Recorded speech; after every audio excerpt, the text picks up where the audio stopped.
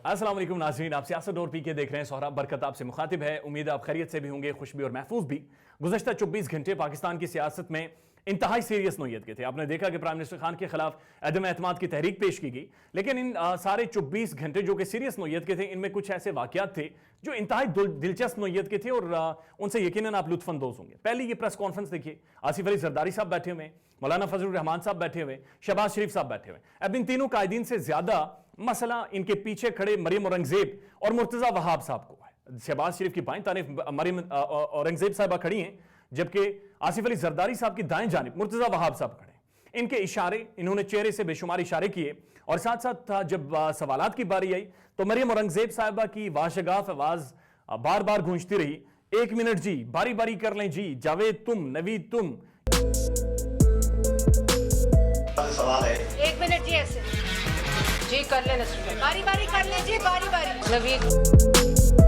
ये आवाजें बहरहाल वहां पर गूंजती रही। एक जगह पर जब आसिफ अली जरदारी साहब से सवाल किया गया और उनका माइक ऑन करना था तो मुर्तजा वहाब साहब ने बाकायदा थपकी देकर मरियम औरंगजेब साहबा को प्रेस कॉन्फ्रेंस से वहां से साइड पे किया और कहा कि जी मुझे शर्फ बख्शें ताकि आसिफ अली जरदारी साहब का माइक में ऑन कर सकूं।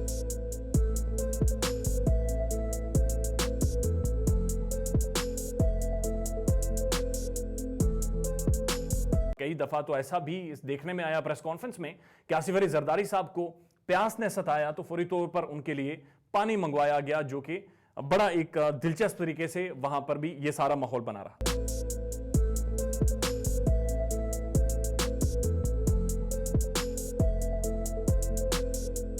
दूसरी अहम चीज बड़ी जबरदस्त थी।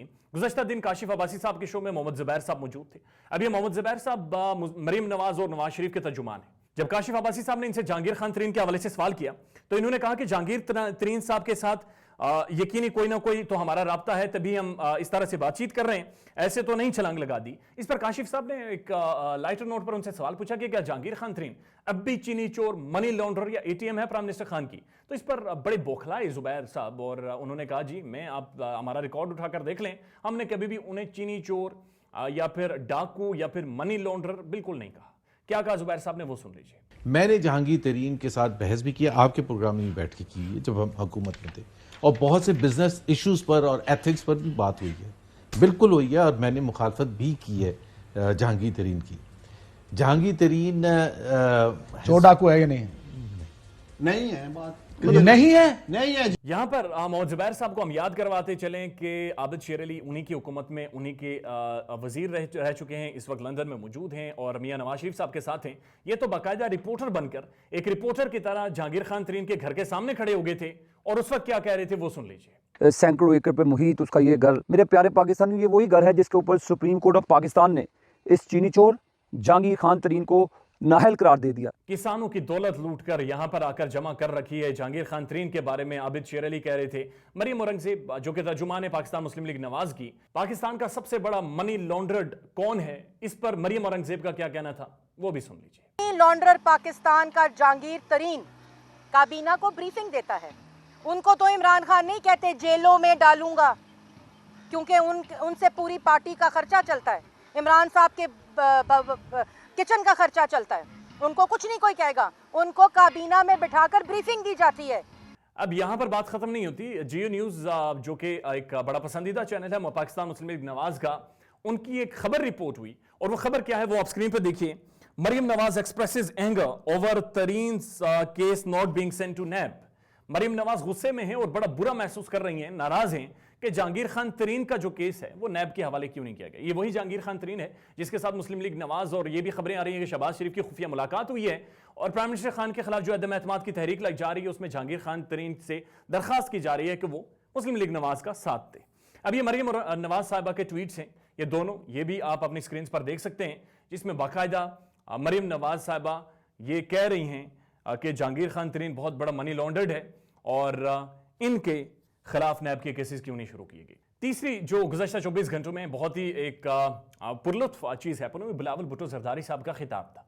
खिताब के दौरान जब बिलावल भुट्टो ने इतना बड़ा क्राउड और जमघट देखा इस्लामाबाद में, तो उसके बाद उन्होंने बिल्कुल इस्तलाही बदल डाली और लुगत में हमेशा से एक जो इस्तलाह मौजूद रहती थी और एक सेंटेंस मौजूद रहता था जिसमें कहा जाता था कि किसी को डर कर टांगें कांप जाती हैं, बिलावल भुट्टो जरदारी हमेशा से ही कुछ ऐसी बात करते रहते हैं जो कि जिसके पाकिस्तान में मीम्स बनते रहते हैं और जिस पर बहरहाल एक लंबे अरसे तक मजाक जारी रहता है। लेकिन एक और वीडियो मंजर आम पर है 24 घंटों में, और ये वीडियो पाकिस्तान पीपल्स पार्टी के जियालों की है।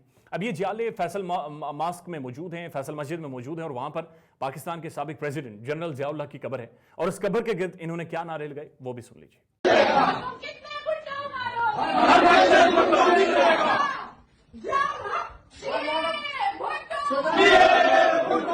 नारे लगाए गए और कहा गया कि हर घर से भुट्टो निकलेगा, तुम कितने भुट्टो मारोगे। शायद इन कारकुनों को यह मालूम नहीं था कि उनके जो इस वक्त फर्स्ट ईयर क़यादत है, यानी आसिफ अली जरदारी साहब भी भुट्टो नहीं है और बिलावल भुट्टो भी भुट्टो नहीं है।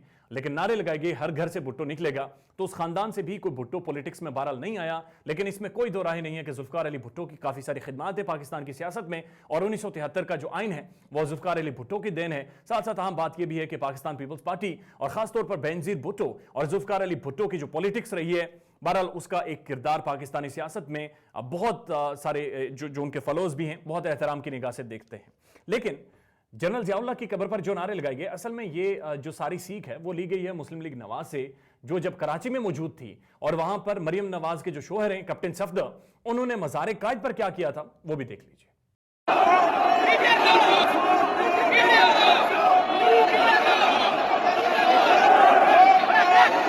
ये सारे वाकयात जारी थे और एक बार फिर आते हैं प्रेस कॉन्फ्रेंस के ऊपर, इंतहाई अहम प्रेस कॉन्फ्रेंस के ऊपर। उस प्रेस कॉन्फ्रेंस में जहां पर प्राइम मिनिस्टर इमरान खान के खिलाफ अदम एतमाद की तहरीक के ऊपर बातचीत की गई, तो एक तरफ जहां पर शहबाज शरीफ साहब बैठे थे, उन्होंने एक बड़ा संजीदा सा मुंह बनाकर ये कहा कि प्राइम मिनिस्टर खान ने मेलसी के जलसे में जो यूरोपीय यूनियन और वेस्ट को यह पैगाम दिया कि अब हम तुम्हारे गुलाम नहीं बनेंगे, अब तुम्हारी बात सुनकर हम अपनी पॉलिसीज को नहीं आगे ले जाएंगे, ये असल में इमरान खान ने गलत किया है और यूरोपीय यूनियन और हमारे इत्तेहादियों को नाराज कर दिया है। ऐसा ही कुछ मरियम नवाज का ट्वीट्स में भी कहना था। जबकि शहबाज शरीफ की ये बात सामने आई तो उसको नफी करते हुए मौलाना फजलुर रहमान ने एक अलग ही स्टांस लिया। ये एक ही प्रेस कॉन्फ्रेंस में दो अलग अलग बयानिए थे, पाकिस्तान मुस्लिम लीग नवाज के और मौलाना फजलुर रहमान जमीयत उलमा इस्लाम फे के, और आसिफ अली जरदारी भी बहरहाल वहां पर मौजूद थे। बड़ा एक एविडेंट है कि पाकिस्तानी सियासत में बहुत ही सीरियस हैपनिंग्स हो रही हैं और प्राइम मिनिस्टर खान के खिलाफ अदम एतमाद की तहरीक मौजूद है। लेकिन एक अहम सवाल जो कि आज भी मौजूद है, क्या ये तहरीक अदम एतमाद पाकिस्तान के अंदर हालात की वजह से बनी है, या ये तहरीक अदम एतमाद पाकिस्तान के अंदर जो सियासी जमातें हैं वो ज़ाती मुफादात के लिए इस्तेमाल कर रही हैं, या कोई बैनुल अक़वामी एजेंडा इस तहरीक अदम एतमाद के पीछे है? ये हम सवालात हैं जिनके जवाबात आने वाले वक्त में पता चलेंगे। बहरहाल पाकिस्तान की एक बड़ी तल्ख सियासी तारीख है कि आज तक जमहूरी रियासत में, एक जमहूरी मुल्क में जमहूरी इलेक्टेड कोई भी वज़ीर आज़म अपनी टर्म पूरी नहीं कर सका। अपना ख्याल रखिएगा और हमारे चैनल का भी। अल्लाह हाफ़िज़।